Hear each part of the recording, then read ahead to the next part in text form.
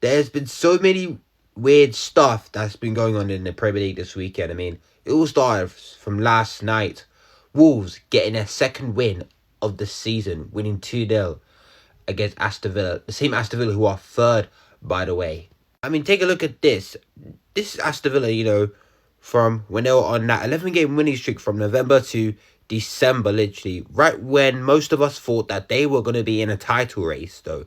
But if you compare that to what's happening right now, from January to all the way down to the February 27th, yesterday, last night, it's been awful from Aston Villa today. Like, only 3 wins in those last run of games. That is poor. And literally, I said this, and literally before that happened, they are no longer in a title race. And literally, Manchester United could literally close the gap. Actually, we could be level on points with Aston Villa if we win tomorrow, if we Manchester United, do our job. And it's fair that Wolves have now beaten Derby's record, because Derby County, in the 2008, literally 1 win, 8 draws and 11 points.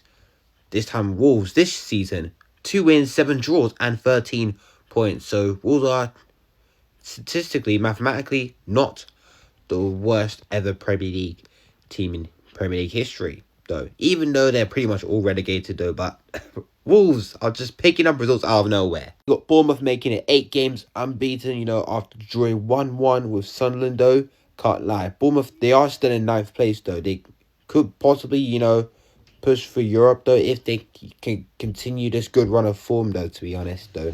And Sunderland, though, on the other hand. And look, that's another points drop for Sunderland, though. I think that's now 4 games in a row without a win for Sunderland. 3 losses and 1 draw in their last 4 games for Sunderland, though, and they are still in the bottom half of the table in 11th place. I don't even know what type of Bournemouth I'm seeing, whether it's the Bournemouth from last season or I just don't know, because as you guys can see, literally from Bournemouth from the start of the season, from match week 1 to match week 9, 5 wins, 3 draws and 1 loss. However, this time, through the December period from match week 10 to match week 20, 0 wins, 5 draws and 6 losses, though, during the Christmas period.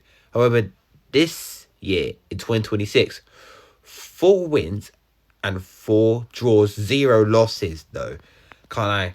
Bournemouth are just like a good team, man. Even though they sold Antoine Semenyo, which I'll get on to later on in this video, I mean, they still have some good players that can actually score some goals, like Evan Nielsen, like they just did earlier today.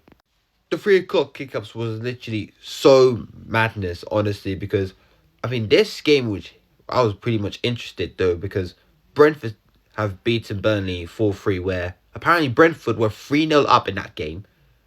Burnley came back to make it 3-3, and apparently their goal, when Burnley scored the 4th goal, it got disallowed, and Damsgaard scored in the 90th minute for win it for Brentford. And this was Burnley, by the way. When Burnley scored, the equaliser, it got disallowed due to a handball, I think, which I don't see, if there's anything wrong with that. I mean, that should have been a goal, right? That's nowhere that's handball. Literally. Maybe he must have slid down and hit his hand. It hit his arm, by the way, and I don't even know why it actually got disallowed, though.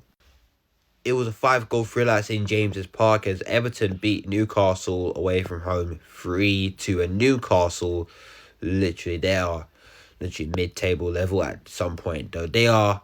I think they're 12th place right now with 36 points. I mean, Newcastle at home, they lost their last 3 home games in the Premier League, and I think they lost 4 home games now in all competitions. Now, I mean, fair play to Everton, though. That's a good win for them. Tiano Barry scoring the winner as well.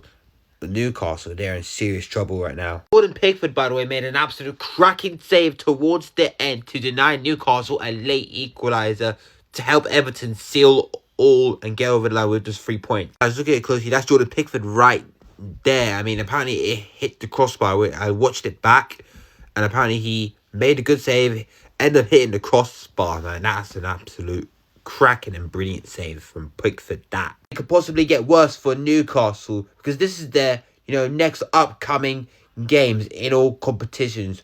Though, and I can't lie, they might be cooked. They got Manchester United at home, Manchester City at home in the FA Cup, got Barcelona at home in the Champions League, Chelsea away. Then they got Barcelona away, second leg of the Champions League, round of 16, and they got a time-wear derby at home to Sunderland. I do not see how Newcastle are actually going to survive this. Liverpool today absolutely smashed West Ham today, 5-2. I mean, Liverpool literally played this game as if this was like a little stat pad session. I mean, the way they scored those 5 goals, some of them were from volleys though. Like Ekitike getting on the score sheet again, Van Dijk, McAllister, even Gakpo, even a Disasi own goal. Is that Disasi or disaster for West Ham? Because I can't let West Ham, they absolutely got cooked in that game at Anfield for 90 minutes. And Liverpool, as it stands right now, they're currently level on points with Manchester United, though, who also play tomorrow when they host Crystal Palace, though. And yeah, Liverpool are closing in a gap on that top 5. And they're in 5th place right now as we speak. And to end this Saturday, Manchester City closed the gap to 2 points at the top behind Arsenal as they beaten Leeds United away from home 1-0. Antoine Semenyo was the one that got the winning goal for Manchester City, though, which I don't think it was that convincing, though. I mean, I know it was only 1 goal, but I mean, it should have been more, though, due to the way Manchester City were playing, throughout the rest of that game. Antoine Semenyo has been cooking ever since he signed for Manchester City. 6 goals and 2 assists in all competitions for Manchester City.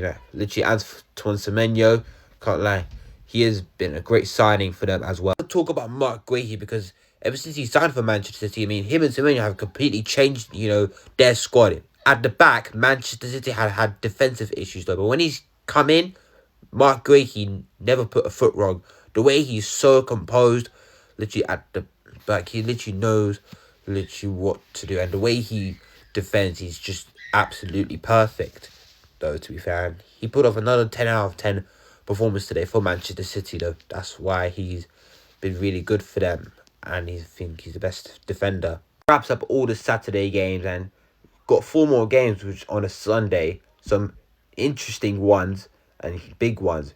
Brighton v Nottingham Forest. Though Forest are in desperate need of points now. Brighton, they want to, build on that important win last week. Fulham versus Tottenham. I can't lie. Spurs are also in desperate need of points right now. And Fulham, though, they're actually doing well. Obviously, Manchester United versus Crystal Palace, an opportunity for Manchester United to go up to 3rd if we can win, hopefully. Then the big London derby at the Emirates. Arsenal take on Chelsea as well.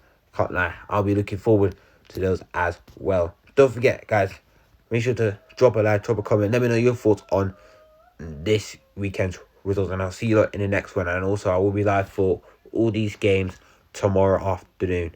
Thank you.